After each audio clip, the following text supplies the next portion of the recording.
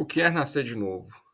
O que Cristo fala sobre isso? O que a gente tem sobre o novo nascimento nos evangelhos, sobre o novo nascimento nas cartas? É sobre esse tema que eu queria compartilhar com você. Bom, a gente sabe que dentro da caminhada do cristão genuíno é necessário nascer de novo para que você veja o reino e também entre nele agora, nesse corpo físico, nesse momento terreno que você vive, né? É necessário você receber o Espírito Santo para que você tenha a capacidade e a escolha de seguir em santificação. Lembrando que, eh, dentro desse aspecto de escolha, de responsabilidade, de tomada de decisão, aqui eu entendo, e compartilho, da tese que sim, nós temos livre-arbítrio, né, porque, de novo, a gente pode resistir ao Espírito, né. Então aquele que permanece em Cristo, então é aquele que permanece, eu preciso permanecer em Cristo. Então nós temos livre-arbítrio. Se eu não tivesse livre-arbítrio, né, não haveria necessidade de julgamento, porque como é que você vai julgar uma pessoa que ela de si mesma não fez nada, né? Ela já está condenada ali como um pecador, então já tem um julgamento prévio para ela, né? Mas a grande necessidade que a gente tem é sair dessa condição de condenado, sair dessa condição de julgado, né? E isso só ocorre na genuína conversão que vem através do Espírito Santo, né? A conversão racional na mente, ela é necessária, do ponto de vista de entendimento, né? Então você entende que você é um pecador, você entende, né, o evangelho, o plano de Deus para a redenção da humanidade, para o reencontro com Ele na eternidade ou o afastamento eterno, né? Eh, a conversão racional, ela é importante do ponto de vista de arrependimento. Então você reconhece os seus pecados, você reconhece que você não é nada, você reconhece que você precisa, eh, ser mais próximo a Deus, mais próximo a Cristo.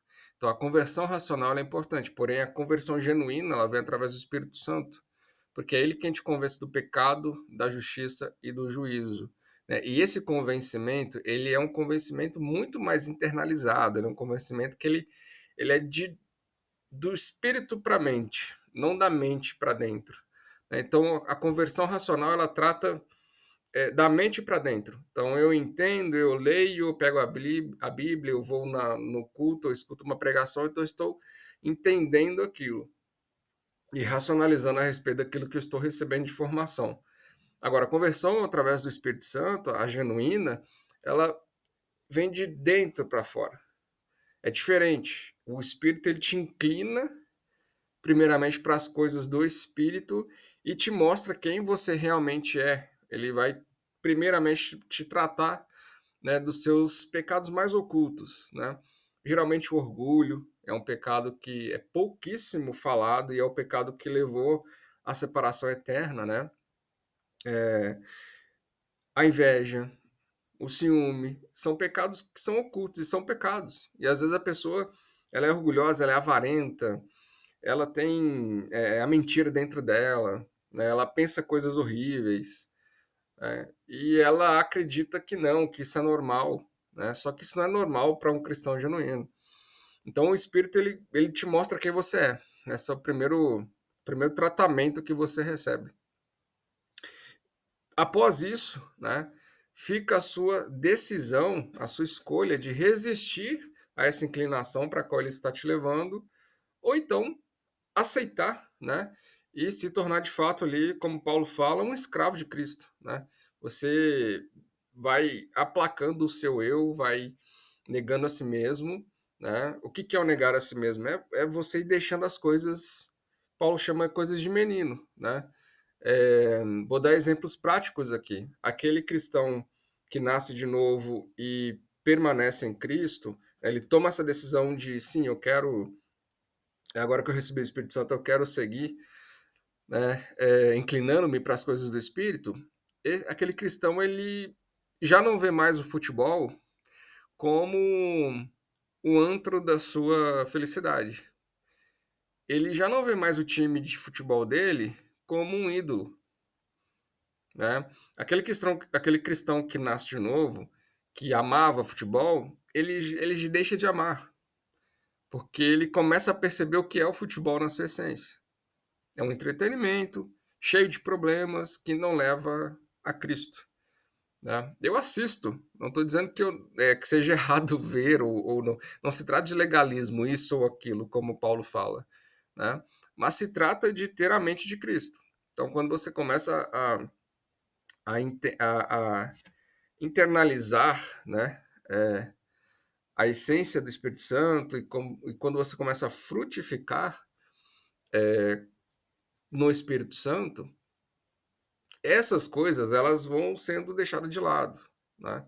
Então aquela cristã, por exemplo, aquela mulher que, nossa, era fofoqueira, gostava de causar intriga, estava sempre botando o nariz onde não era chamada, ou então que era extremamente vaidosa, que, nossa, não podia sair de casa sem estar com a roupa perfeita, o cabelo perfeito, a maquiagem, o sapato e o celular tem que ser o último lançamento da Apple. Aquela mulher que ela nasce de novo, essas coisas vão sendo deixadas de lado. Não que ela vai deixar, completamente a vaidade, até em todos nós, em até certo ponto, nós somos vaidosos, né, mas ela não coloca aquilo como primordial na sua vida mais. Então essa é a grande virada, né, de chave e de vida que o Espírito Santo realiza em nós, né.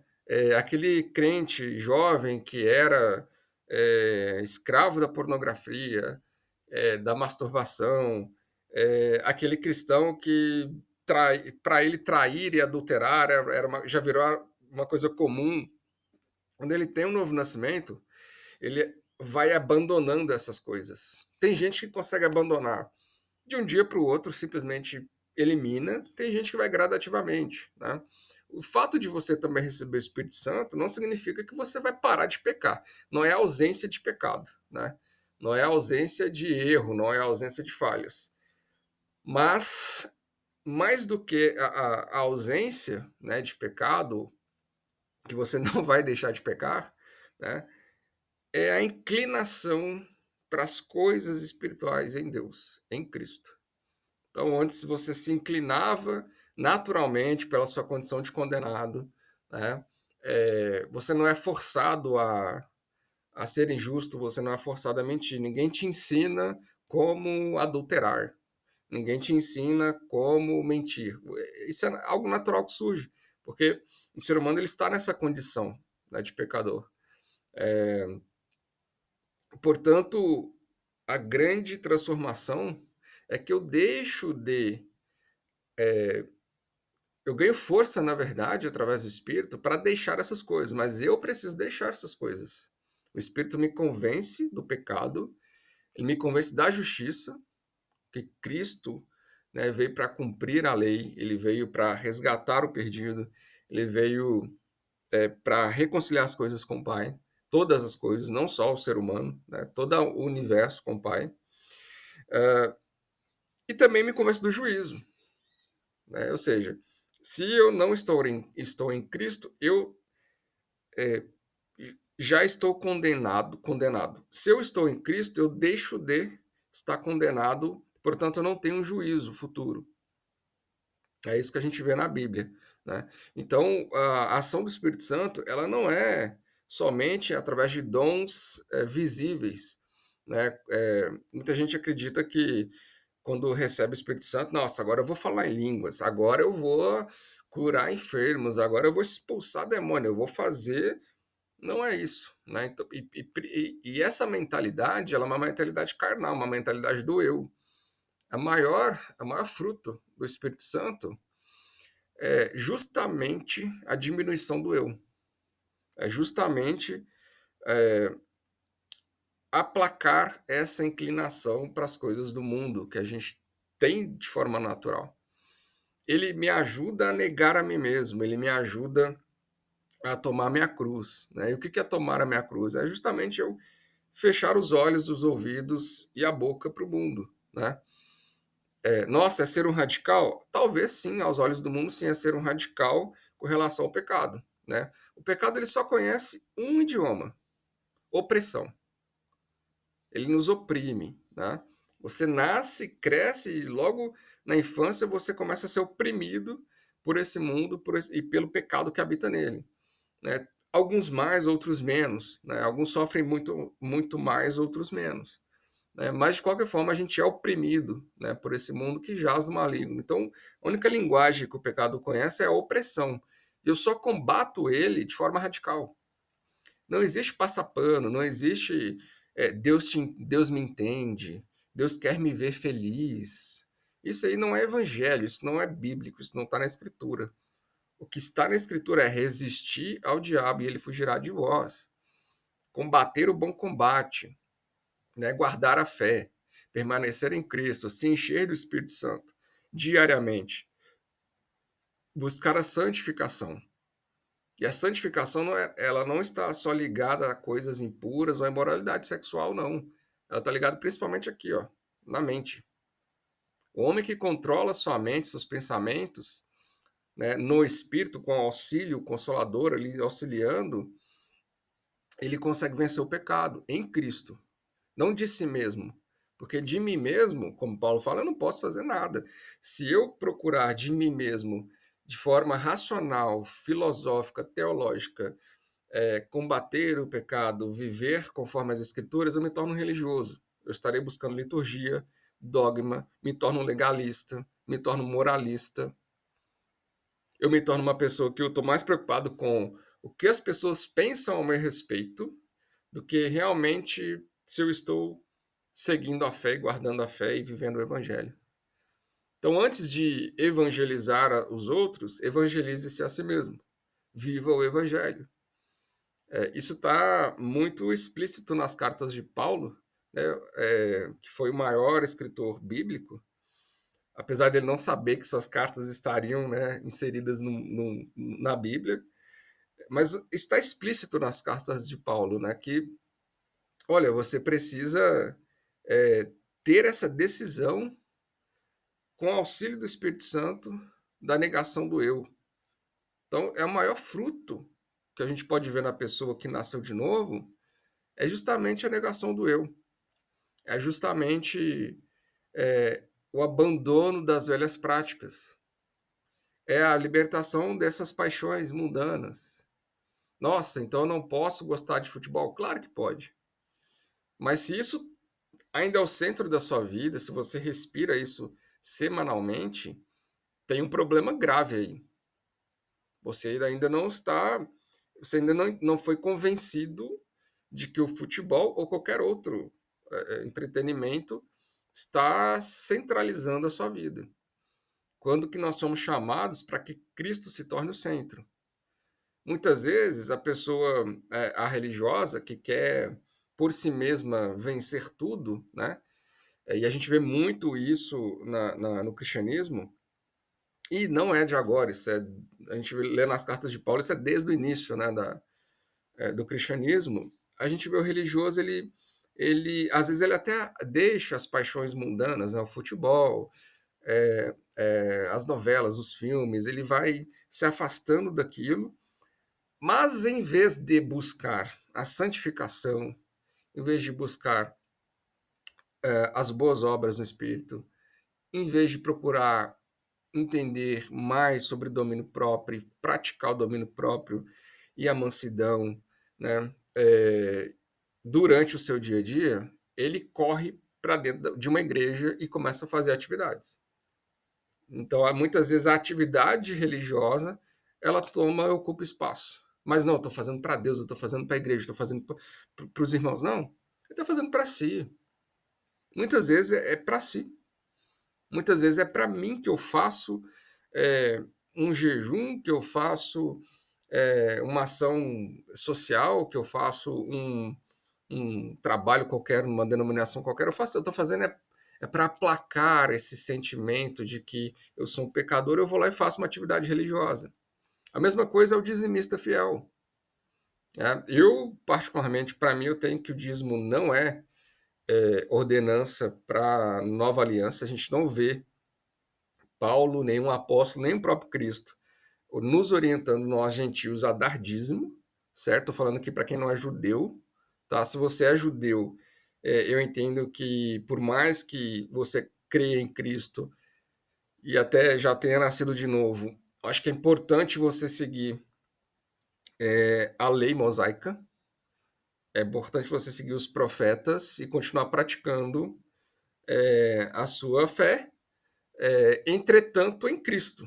Então é diferente, né? Você ser um religioso que busca é, cumprir os 603 mandamentos com base em você mesmo, e outra coisa é você buscar cumprir os 603 mandamentos em Cristo, com a ação do Espírito Santo. Aí você consegue, é, não por completo, né? Mas você consegue cumprir boa parte e irá cumprir até o dia, né, que você for recolhido ou o dia que Cristo retornar e dar um fim, um cabo nesse mundo tenebroso que a gente vive. Então é importante a gente desmistificar a ideia de que o Espírito Santo é só um espírito para que eu fale em línguas, para que eu cure, para que eu é, expulse demônio, para que eu. Né? Então, assim, às vezes eu vejo muitas pessoas, eu quero nascer de novo, quero receber o Espírito Santo, porque daí eu vou. Não, não é você. Né? Então, a maior fruto do Espírito é justamente a diminuição do eu. Né? E aí a gente tem vários dons do Espírito, né? Lá em 1 Coríntios 12, Paulo deixa isso muito claro, que não é só línguas, não é só cura. Paulo fala de sabedoria, Paulo fala de ensino, Paulo fala de exortação, Paulo fala de doação. Paulo fala que todo essas obras, elas são fruto, elas são dom, melhor dizendo, do Espírito. Né? Então, se a gente abre lá em 1 Coríntios 12, a gente vê claramente aqui que Paulo, ele ao contrário dos sensacionalistas, né, que dizem que os dons do Espírito cessaram, Paulo diz que não. Né? Olha só como ele diz aqui, ó, a respeito dos dons espirituais, não quero que sejais ignorantes. Né? E aí ele fala, ó, os dons são diversos, mas o Espírito é o mesmo. Há diversidade das realizações, mas o mesmo Deus é quem opera tudo em todos. A manifestação do Espírito é concedida a cada um visando a um fim proveitoso, porque um é dada mediante o Espírito a palavra de sabedoria. Então, esse pessoal que diz que os dons do Espírito cessaram, se eles estão ensinando, se eles estão dando palavra de conhecimento, se eles têm sabedoria, se eles têm fé, até a fé é dom do Espírito. Então, se eles ainda têm fé, não é por si mesmo, é dom do Espírito. Então, assim, a gente derruba também esse mito de que não, os dons do Espírito cessaram. Né? Não cessou coisa nenhuma. Se você crê, se você ama a Deus acima de todas as coisas, não é por você, é dom do Espírito. É isso que a gente tem que entender. Mas a decisão é minha. Eu posso resistir também ao Espírito. Assim como Paulo fala que alguns se desviaram da fé porque resistiram ao Espírito. Né?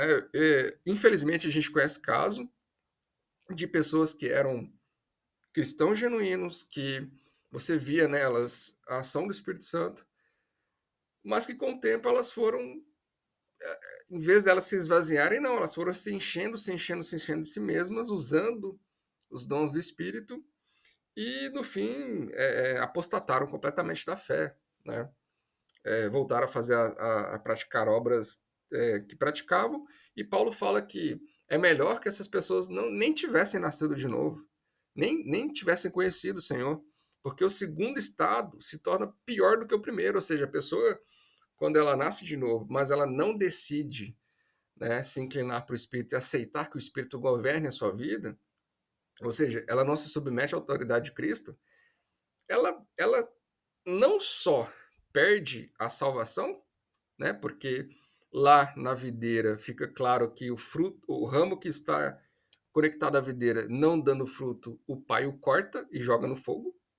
Então, ali Cristo está exatamente se referindo àqueles cristãos que nasceram de novo, foram colocados na videira que é a verdadeira, que é Cristo, A videira verdadeira é Cristo, tá? Mas que não frutificaram. Mas como assim? Eu posso ser um cristão em Cristo e não frutificar? Sim. Você pode ser um cristão em Cristo e simplesmente eu não quero mais ser alimentado pela videira. Eu quero ficar aqui, aí eu vou secar, né? E quando eu secar, eu vou parar de dar fruto. E quando eu parar de dar fruto, não tem outra opção para o agricultor senão remover esse ramo que não está dando mais fruto. E vai ser jogado na fornalha, ponto final. Então, sim, você pode perder a salvação se você simplesmente abandonar, né, a videira. Se você simplesmente tomar a decisão de eu não quero, né, eu não vou seguir, eu estou resistindo à ação do Espírito em mim, eu não estou afim. Né? E isso é muito importante a gente levar em consideração, porque um outro mito também que tem-se com relação ao Espírito Santo é que quando você o recebe, nossa, acabou. Agora, né, como diz aí um narrador de futebol, usando até a licença poética aí, agora eu se consagro, né? Então, não, mas não é assim. Não é que você vai receber o Espírito Santo e você vai virar um robô, como algumas linhas teológicas. Claro que eu estou aqui fazendo uma redução, né, da interpretação desse pessoal, mas eles dizem que a gente vira um robô. Né? Eles falam que não, você está predestinado a tudo, que você está destinado a tudo, que não é você mais, Deus efetua em você o querer realizar. Sim, é verdade, Deus efetua em você o querer realizar, mas quem faz é você. Você também tem o direito e o poder de falar, não, não quero fazer. A gente vê isso em Jonas, né? Jonas recebeu uma ordem explícita e o cara fugiu, né? É, a gente vê isso acontecendo nos cristãos que Paulo fala ali que causaram muitos males, cristãos que já asseveraram que a primeira ressurreição já tinha acontecido. Enfim, a gente tem amplos exemplos na palavra que mostra que pessoas que estavam no meio receberam o Espírito Santo, estavam congregando, estavam na videira, foram simplesmente se perderam, porque não quiseram, né? Não quiseram vigiar. Vamos lá, a gente pega as 10 virgens, né, a parábola das virgens, ali está claro que Jesus fala o seguinte, olha, tem 5 que não vão manter o azeite ali. Não quer, o que é o azeite? É o próprio Espírito. Jesus está falando, olha, é, vocês têm o, a responsabilidade de manter o azeite, e também a irresponsabilidade de não manter. Cabe a vocês decidir, né? Assim também a gente vai na parábola do servo mau, né? Que espanca os trabalhadores, é mais direcionado para as lideranças. Foi a decisão do servo mau, ser mau. Não foi que ele foi movido a isso. Né? Então, assim, a gente tem várias passagens que o próprio Jesus nos exorta dizendo o seguinte, olha, por mais que eu vim, por mais que eu faça milagres, por mais que eu cure, por mais que você receba o Espírito Santo, por mais que você me busque, a decisão é sua de se manter. Deus não é um ditador que não, agora eu decreto que você vai ser perfeito. Não existe isso na Bíblia. Não existe isso na Bíblia, uma vez salvo para sempre salvo. Isso é uma reflexão pessoal de um pensador cristão muito conceituado, né, que acabou virando doutrina. Certo? Acabou se tornando doutrina. É aquela história. Uma frase dita, repetida 1 milhão de vezes, acaba se tornando uma verdade. Né? Não que seja uma mentira, mas era uma reflexão pessoal que se tornou uma verdade, que se tornou uma doutrina. Quando que na Bíblia nós temos inúmeras evidências de que sim. Inclusive, Cristo, né, fala que quando ele for separar é, o joio do trigo, quando ele for separar aqueles que são dele daqueles que não são dele, né? Aqueles que não são dele irão dizer assim: Cristo, mas em teu nome fizemos milagres, expulsamos demônios, curamos enfermos. Aí eu pergunto: como que a pessoa cura enfermo, expulsa demônio e faz milagres se não tiver recebido o Espírito Santo? Então é muito mais profundo a relação entre você e Cristo, entre você e o Espírito. O reino é tomado por força.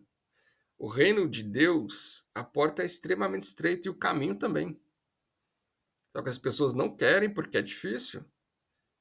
A pessoa que ama o futebol, por exemplo, que era o meu caso, cara, para abandonar é muito difícil.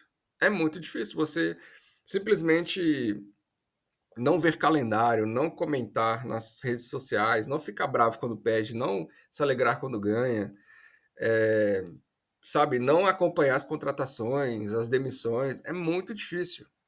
Assim como outras pessoas que gostam, sei lá, de videogame, de ficar fofocando, ou então aquelas pessoas que têm ações mais sérias, né? Como aquelas pessoas que traem o seu parceiro, a sua parceira, e acha que isso é normal. Virou cotidiano, virou normalidade ter amante, né? Assim como outras pessoas têm outras paixões, né? Então é muito difícil, sem o espírito, você abandonar esses hábitos, abandonar essas paixões. Porque Cristo mesmo fala, a gente não pode servir a dois senhores. Nessa passagem ele está falando de dinheiro, né? Ele está falando, você não pode servir a Deus e a Mamon. Né? Mamon era o deus da riqueza, dos pagãos na época. Né?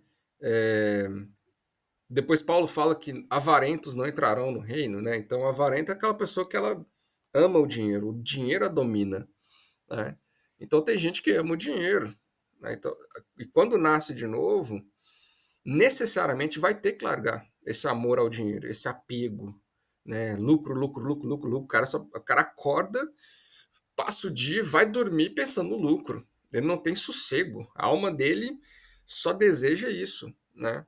E é uma decisão dele, né? Se ele receber o Espírito Santo, ele ainda vai ter inclinação para essas coisas, porque a gente está na carne ainda, certo? Então minha carne ela me inclina para as minhas paixões. A minha carne ela me inclina para o meu eu. Eu quero ser, eu quero fazer, eu quero resolver, eu quero viver, eu quero pecar. Né? Ah, então quer dizer que ser um cristão é ter uma vida sofrida? Também não. Também não. Quando você nasce de novo, não necessariamente você terá uma vida confortável. Cristo nunca falou, vocês serão meus discípulos e vocês terão tudo que vocês quiserem, e vocês terão a melhor casa, o melhor carro, o melhor emprego, a melhor empresa, viajarão pelo mundo, farão maravilhas. Não, Cristo não fala isso. Ele fala, vocês serão perseguidos, odiados. As pessoas não entenderão vocês. Isso que eu estou falando aqui para muita gente é escândalo, né? Cristo dá essa trajetória para o seu discípulo. Agora, não quer dizer que eu não possa buscar uma vida confortável para minha família. Claro que eu posso buscar isso. Só que se eu coloco isso em primeiro lugar, de novo, eu estou tirando o Cristo do centro. De novo, eu estou servindo a mim mesmo. Então, o que a gente vê hoje é um evangelho extremamente antropocêntrico, ou seja, os homens no centro, as ações, os cultos, os movimentos, as marchas, é sempre o homem no centro, é sempre o eu, né? O Jesus é o Jesus que só cura, liberta e salva. A cruz dele eu não quero, né? O nascer de novo eu quero só que ele me resolva os meus problemas e, se possível, o quanto antes. É para ontem, Jesus, é para ontem, vamos ver, vamos ver. Né? Sendo que ele nos convida a servir, sendo que ele nos convida a abandonar esses hábitos, sendo que ele nos convida a abandonar as coisas do mundo, né, as paixões. A transformação ela tem que vir do espírito para fora, né, e não você com a sua mentalidade vencedora em Cristo Jesus, agora eu tomo posse. Isso não existe, isso não é bíblico. Né? A ação do Espírito ela tem que ser promovida em você e você tem que deixar e se propor a realizar. Jesus, de novo, na parábola lá dos servos, né? O Senhor deixa um denário para cada um, uma moeda para cada um. Quando ele volta, o que tinha 5 tinha 10, o que tinha 3 tinha 5. E o que tinha um, teve um. E o que ele fala com esse um? Opa, peraí, você não fez nada, você não se desenvolveu, você não. Então dá esse um aqui, dá o que tem 10, né? E ali tem uma profecia. Será tirado, aquele que não tem, até o que não tem será tirado e dado ao que tem. O que Jesus está falando ali? Olha, esse cristão que nasce de novo, recebe a palavra, Cristo em si, e ele não de si mesmo se propõe a assumir a responsabilidade, assumir os deveres, até aquilo que ele recebeu será tirado. E aí a gente entende quando Cristo fala com aqueles que ele não conhece, né? Eu não vos conheço, apartai-vos de mim, vós que praticai iniquidade. Iniquidade é tudo aquilo que ocupa um espaço no seu coração, que não seja Deus. Então, tem muita gente que coloca a família em primeiro lugar. Minha família, e a pessoa está lá se matando de trabalhar e servindo a família, família, família. Tem muita gente que coloca a própria igreja, a própria denominação em primeiro lugar, não porque é a igreja, não porque eu tenho que ir, não porque eu tenho que fazer. De novo, né? Isso também se torna um ídolo. Isso também se torna uma iniquidade. E é um pecado sério. Né? Quando Cristo fala que devemos amar a Deus acima de todas as coisas, é sem exceção. Não é. Você não pode colocar no mesmo patamar de Deus a sua família ou a sua denominação. E é duro a gente entender isso, né? Mas é que o Espírito deseja que a gente faça.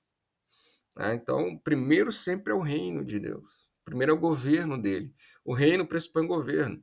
Né? Por que Jesus fala que ele veio trazer o reino dele? Ele veio trazer o governo dele sobre você. Né? Então, quando e João, né, nas suas cartas, fala que filhos são aqueles que são nascidos de Deus. Para eu nascer de Deus, eu preciso nascer de novo, receber o Espírito Santo. Portanto, se eu não receber o Espírito Santo, eu não sou filho de Deus. Então, essa história também de, todos nós somos filhos de Deus. Mentira. Não é isso que está na Bíblia. E é uma verdade dura. Então quer dizer que a minha esposa, que ainda não nasceu de Deus, não é filha de Deus. João diz que não. Se ela não nascer de novo, assim como também quem já nasceu de novo, se não tivesse nascido de novo, não entra no reino, não é filho. Não é adotado. A adoção vem com o Espírito. Por isso Paulo fala Espírito de adoção. Né? O Espírito Santo ele é o selo, o penhor da nossa herança. Então é uma necessidade muito urgente do novo nascimento. E quando a gente lê ali as cartas, né, principalmente de Atos para frente, pouca gente percebe que aqueles escritos eles são direcionados para aqueles cristãos que nasceram de novo. Pouca gente entende que Paulo escreve para os eleitos e chamados, para os santos. As pessoas começam a ler as cartas e elas mal percebem que Paulo está escrevendo aos santos, aos eleitos. Paulo já pressupõe que quem está lendo aquela carta é um nascido de novo. É um nascido de novo. Tanto é que não são cartas de evangelização, porque Paulo ele passava nas cidades evangelizando.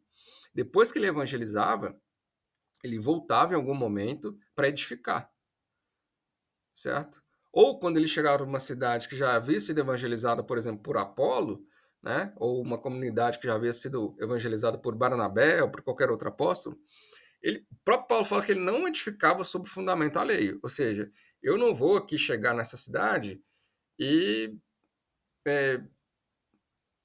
pregar para esse povo de novo, porque essa cidade está sob os cuidados de tal apóstolo. Né? Mas eu estou querendo reafirmar para você aqui que já era o maior sinal do cristianismo primitivo, não era todos considerarem que nenhum bem era propriamente seu, mas sim de todos, que dividiam tudo, partiam pão de casa em casa. Não era esse o maior sinal da igreja. O maior sinal da igreja é que a galera toda tinha nascido de novo. Esse era o maior sinal. Paulo, ele atravessa quilômetros e quilômetros e quilômetros para ir em Éfeso, porque haviam cerca de 12 homens que haviam sido evangelizados por Apolo, porém que não haviam ainda recebido o Espírito Santo. Paulo está lá não sei aonde e anda quilômetros e quilômetros, viagem de dias e dias e dias e dias, enfrentando feras, ele fala, a caminho de Éfeso, para chegar lá em Éfeso, para conversar com esses 12 homens, não para evangelizar, mas para impor a mão e aqueles homens receberam o Espírito Santo. Então, se não é importante ter o Espírito Santo, por que Paulo, cara, teve todo esse trabalho de voltar lá em Éfeso para impor a mão sobre aquelas pessoas para que eles recebam o Espírito Santo, sendo que já havia sido evangelizado por Apolo? Então, é uma necessidade urgente. A marca da igreja não era a caridade, não era o viver em comunhão. A marca da igreja era e sempre será cristãos nascidos de novo. E a gente está perdendo essa marca há muito tempo. Há muito tempo. Né? A gente está perdendo essa marca desde quando o cristianismo se tornou uma religião. Então, de 381 para cá, quando o imperador romano, né, no concílio, ele declara o cristianismo como religião oficial, de lá para cá é só declínio. A gente não tem grandes evidências das massas sendo nascidas de novo. E vamos falar do Brasil, né? O Brasil hoje está atingindo quase 50 milhões de pessoas que se dizem evangélicas. São crentes nominais, né? O IBGE vai e passa nas casas, e é isso. Qual que é a religião? Você tem religião? Ah, aqui nós somos evangélicos, a gente frequenta uma igreja evangélica. Mas o Brasil está de mal a pior. A corrupção só aumentando. A cada dia pior esse país. A pergunta que não quer calar é, olha, a gente está aumentando o número de cristãos evangélicos, mas ao mesmo tempo aumenta a corrupção, a violência. Não está fazendo sentido isso. Mas daí, quando a gente olha para a escritura, a gente entende. Ah, pera lá. Essa galera é convertida racionalmente. Eles não nasceram de novo. Porque eu nasci de novo, quando ele toma uma fechada no trânsito, ele não buzina e abre a janela e grita palavrão e ameaça o outro de morte. Eu nasci de novo, fica calado. Entende que ele tem domínio próprio. O espírito, até dá até vontade, né, de xingar, buzinar, mas na hora o espírito fala não, a decisão é sua. Você pode ouvir o espírito, ficar quieto, calado e evitar de repente até um tiroteio, uma morte, sei lá, ou não e partir para cima, né? Então assim a gente entende que o cristão nasce de novo, ele não tem essas práticas convencionais do cristão que não é nascido.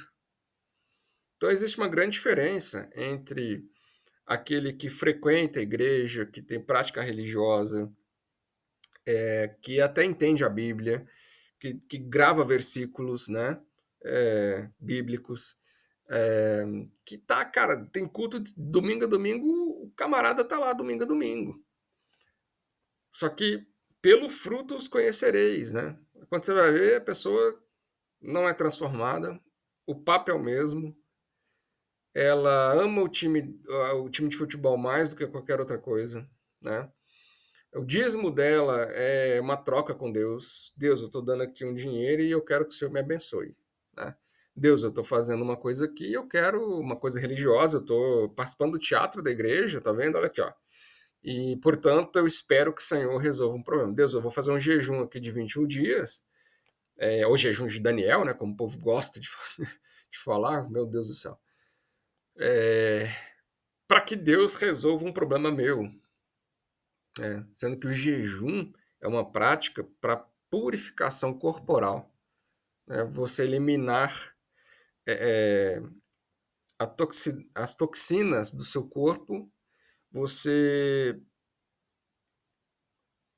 ser acompanhado por oração, porque não basta só jejuar. Né? Então é jejum e oração. E sempre com objetivos espirituais. Esse é o verdadeiro jejum. Agora, o que é ensinado é, vamos jejuar Para Deus resolver a sua causa impossível na justiça. Quando você vê a causa do camarada, ele bateu no vizinho, porque o vizinho estava com som alto e ele se incomodou, ele foi lá e deu uma facada no cara. Ele cristão. O que o IBGE perguntou qual que era a religião, ele falou: "Não, eu sou evangélico, vou na igreja". Então a causa impossível, né? Aí vamos jejuar. Vamos entrar em oração, igreja. Vamos entrar em oração para quê? Ah, para Deus levantar um recurso financeiro para que a gente troque os ar-condicionado da denominação. Isso não é jejum, isso não é oração. Né? E o novo nascimento, ele tem uma base muito sólida que é espiritual, não é terrena. Então, o espírito ele me move para as coisas espirituais, ele não me move para as coisas terrenas. Se eu estou inclinando para as coisas terrenas, é o meu eu, velho homem, pecador, que está sempre em conflito com o espírito. Paulo fala, né, que a guerra ela é entre carne e espírito, mas a decisão sempre é sua de se inclinar para a carne ou se inclinar para o espírito. O arbítrio é seu, a decisão é sua. Você não é um livre agente, você é um ser humano dotado de responsabilidade, você sim pode decidir resistir ou não ao espírito. Você sim pode decidir resistir ou não às tentações. A decisão é sua. Sempre foi, sempre será. A decisão é sua de frutificar ou não, de estar na videira dando fruto ou secar. Então é muito importante que a gente compreenda que a ação do Espírito Santo ela sempre vai nos levar para as coisas espirituais, não para as coisas terrenas. Então, quando você nasce de novo, você vai abandonando as coisas que te fisgavam.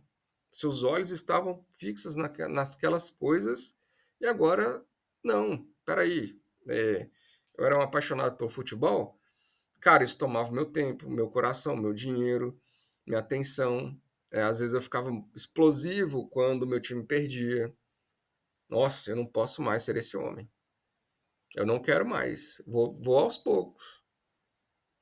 Deixa de ver um jogo aqui, deixa de ver outro, não vai no estádio, evita conversar sobre futebol, né? Ai, mas nossa, na minha família todo mundo gosta do time, a gente se reúne, é só futebol no fim de semana, futebol.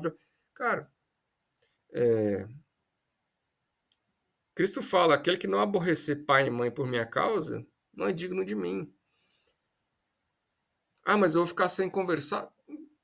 Existem outros temas, inclusive a própria palavra pode ser, por que não, tema de conversa na roda da sua família, que inclusive se diz evangélica, se diz cristã. Quantas famílias não se reúnem para fazer um churrasco e fica falando de futebol, fica falando de novela, fica falando de filme, fica falando de não sei o quê, e empresa, e falando até mal de outras pessoas. E, cara, poderiam simplesmente estar orando, poderiam simplesmente estar falando a palavra, estudando a palavra, se comunicando de forma não agressiva. Em vez de ligar o som alto, liga o som baixo. Para que você vai? Não, mas é que eu vou ligar o som alto aqui no louvor, evangelizar os vizinhos. Cara, os vizinhos vão te odiar. Simples assim. Simples assim. Né? Então, o cristão, quando ele nasce de novo, um dos frutos é a mansidão.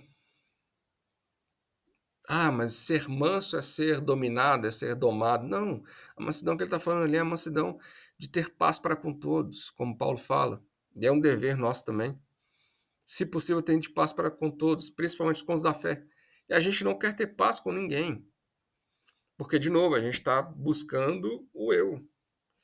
Não, eu quero a promoção do emprego, eu quero ganhar mais, porque eu mereço, porque eu quero construir o meu império da moda, porque eu quero construir o meu império da minha empresa. Está errado. Está errado dentro das escrituras. O seu foco é o reino. Se Deus quiser acrescentar pelo seu trabalho essas coisas, se Deus quiser te acrescentar e te abençoar com bens materiais, é Ele que efetua em você. mas o seu eu tem que buscar agora é o reino dele, não o seu império. Então, o que a gente vê é muita gente buscando Deus para promover o próprio império. Quando que Jesus fala que a gente precisa entrar no reino.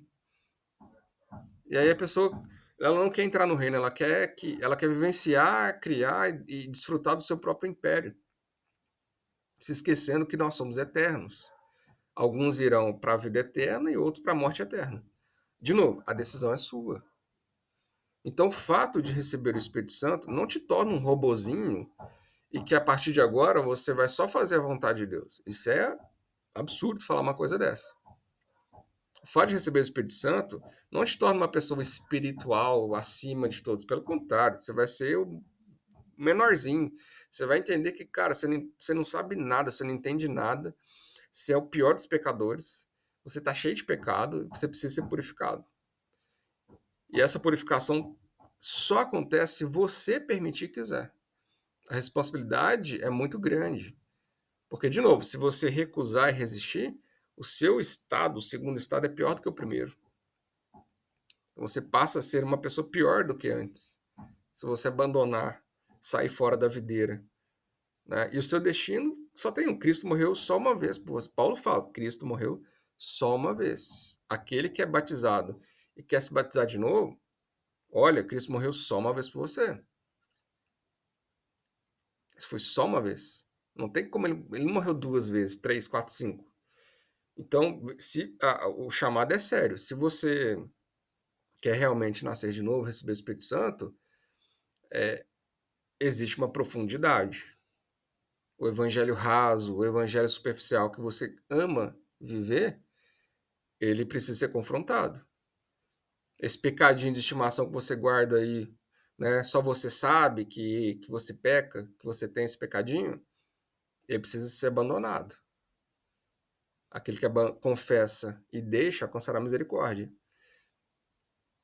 Confessar os pecados uns aos outros. A gente não vê as pessoas confessando. A gente não vê as pessoas, os cristãos, dando fruto de novo nascimento. O que a gente vê é performance, volume. São pessoas que estão buscando, na realidade, atividades para aplacar ou para justificar o pecado. Elas não querem negar a si mesmas, elas não querem nascer de novo, elas não querem entrar no reino, elas não querem se submeter a Cristo.